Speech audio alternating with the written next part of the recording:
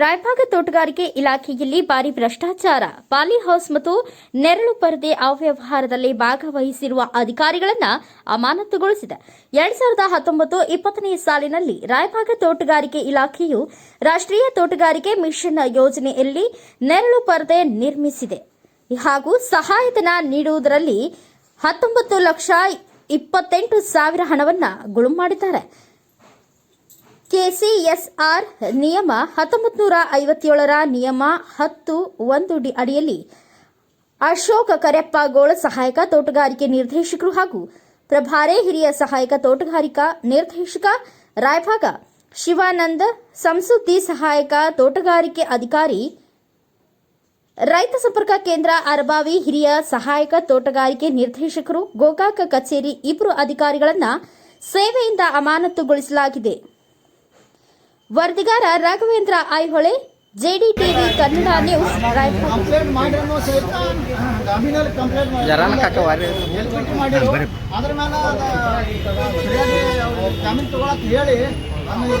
ದಾಖಲು ಮಾಡ್ಕೊಂಡ್ರೆ ಅದರ ನಾಮಕೆ ಅಷ್ಟೇ, ಅದನ್ನು ಭಾಳ ಪರಿಣಾಮಕಾರಿ ಮಾಡಿಲ್ಲ. ನಮ್ಮ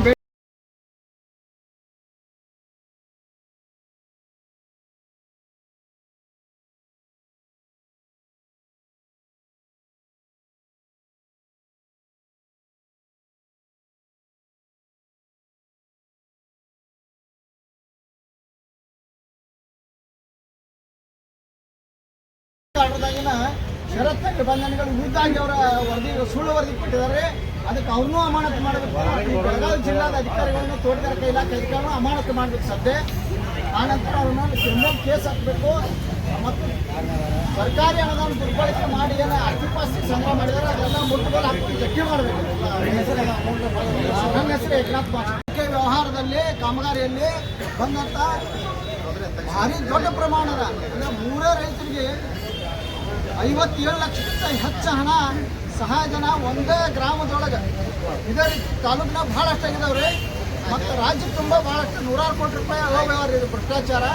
ಆ ಹೋಗ್ದ ರೈತರನ್ನ, ಅನಕ್ಷರಸ್ಥ ರೈತರನ್ನ ಆಯ್ಕೆ ಮಾಡಿ ಫೆಬ್ರಿಕೇಟರ, ಏಜೆಂಟ್ರ, ಡಿಸ್ಟ್ರಿಬ್ಯೂಟರ್ಗಳನ್ನೆಲ್ಲ ಸೇರಿ ಅಧಿಕಾರಿಗಳು ರಾಯಬಾಗ್ ತಾಲೂಕಿನ ಬಸ್ತವಾಡ ಗ್ರಾಮದೊಳಗೆ ಏನಾಗಿದೆ ಅಂತ ಒಂದು ಹಾರ್ಟಿಕಲ್ಚರ್ SC/ST ಸ್ಕೀಮ್ದೊಳಗೆ ಅವರು ಅಧಿಕಾರಿಗಳು ಮತ್ತು ಏಜೆಂಟರು ಕೂಡಿ 19,28,000 ರೂಪಾಯಿಯನ್ನು ಗುಳುಂ ಮಾಡಿಬಿಟ್ಟಾರೆ.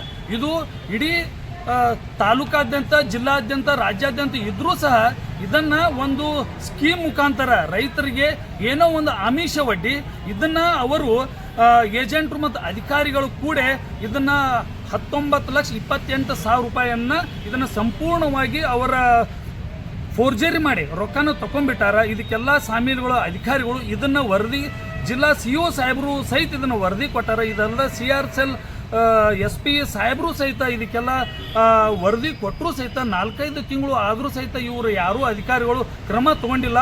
ನಮ್ಮದು ಒಂದು ಏನಂದ್ರೆ ಆ ಅಧಿಕಾರಿಗಳನ್ನು ಅವ್ರನ್ನ ವಜಾಗೊಳಿಸಿ ಇದನ್ನು ಅವ್ರದ ಈ ರೈತರು ಬರುವಂಥದ್ದು 19,28,000 ಅವರ ಅಕೌಂಟಿಗೇನೆ ಬರಬೇಕಂತ ಹೇಳಿ, ಯಾಕಂತಂದ್ರೆ ಅವರಿಗೆ ಅನ್ಯಾಯ ಆಗ್ಯದ. ಅದ್ರೊಳಗೆ ಅವರು ಸ್ವಲ್ಪ ಜಮೀನು ಇರೋದ್ರಿಂದ, ದಲಿತರು ಅವರು ಸ್ವಲ್ಪ ಜಮೀನು ಇರೋದ್ರ ಇಂಥ ಅಧಿಕಾರಿಗಳು ಅವರ ಲೂಟಿ ಮಾಡ್ಯಾರಂತ ಅವರಿಗೆ ಶಿಕ್ಷೆ ಆಗ್ಬೇಕಂತ ತಮಗೆ ನಾವು ಹೇಳ್ತೀವಿ. ನಿಮ್ಮ ಹೆಸರು? ರಾಘವೇಂದ್ರ ನಾಯ್ಕ್, ರೈತ ಸಂಘ ಅಧ್ಯಕ್ಷರು.